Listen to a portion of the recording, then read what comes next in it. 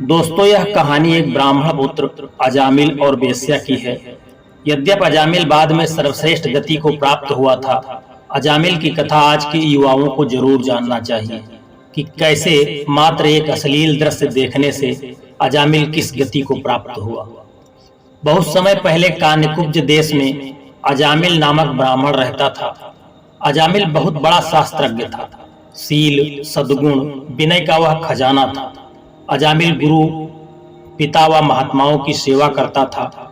इस तरह अजामिल ब्रह्मचर्य जितेंद्रिय रहकर पिता की सेवा कर रहा था।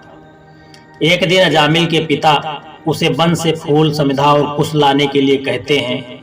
वन में अजामिल ने देखा कि एक व्यक्ति मदिरा पीकर वेश्या के साथ विहार कर रहा है। अजामिल ने पाप नहीं किया, केवल आंखों से देखा और काम के वशीभूत हो गया। अजामिल ने अपने मन को बहुत रोकने का प्रयास किया, लेकिन नाकाम रहा और मन ही मन उस वेश्या का चिंतन करने लगा। अजामिल का गणिका से प्रेम हो गया। अजामिल उस उल्टा स्त्री को रिझाने के लिए उसे सुंदर सुंदर वस्त्र, आभूषण आदि उपहार देने लगा। अजामिल ने अपने पिता की पूरी संपत्ति उस वेश्या को रिझाने पर लुटा दिया। वह ब्राह्मण उसी प्रकार चेष्टा करता जिससे वह वेश्या प्रसन्न रहे। अजामिल उस वेश्या के प्रेम में पड़कर अपनी नवविवाहित पत्नी को अभी परित्याग कर देता है और उस वेश्या के साथ ही उसके घर में रहने लगता है। वेश्या के पाप में अन्न का भक्षण करते करते अजामिल की सारी मति मारी जाती है। वेश्या को प्रसन्न रखने व उसके कुटुंब का पालन करने के लिए अजामिल अपनी कुबुद्धि, न्याय से अन्याय जैसे भी जहां कहीं भी धन मिलता उठा लाता था। चोरी, जुआ आदि पाप कर्म करके वह अपने परिवार का पेट पालने लगा। संतों का आगमन एक दिन उसके घर पर हुआ। लोक परलोक का लाज छोड़कर महान पापी अजामिल अपने परिवार का पेट भरता रहा। एक दिन सायंकाल को अजामिल के दरवाजे पर किसी ने आवाज दी। अजामिल ने जब दरवाजा खोला तो देखा कि कुछ साधु संत उसके घर आए हैं। अजामिल ने उन सबके लिए भोजन का प्रबंध करवाया। भोजन करने के बाद संतों ने भजन कीर्तन किया। भगवान का नाम सुनकर अजामिल के आंखों में आंसू आ गए और वह संतों के पैरों पर गिर गया। अजामिल रोते हुए संतों से बोला, हे महात्माओं, मुझे क्षमा कर दीजिए, मैं बहुत बड़ा पापी हूँ। गांव वालों ने पाप कर्म के कारण मुझे गांव से बाहर निकाल दिया है। संतों ने कहा, यह बात तूने कल क्यों नहीं बताई? हम तेरे घर पर रुकते ही नहीं। संत तो दूसरों का कल्याण ही सोचते हैं। ऐसा विचार कर संतों ने कहा, तेरे कितने संतान हैं? अजामिल बोला, महाराज, मेरे 9 संतानें हैं और अभी भी मेरी पत्नी गर्भवती है। संतों ने कहा कि अब जब तेरे पुत्र होगा तो उसका नाम तो नारायण रखना और जा तेरा कल्याण हो जाएगा।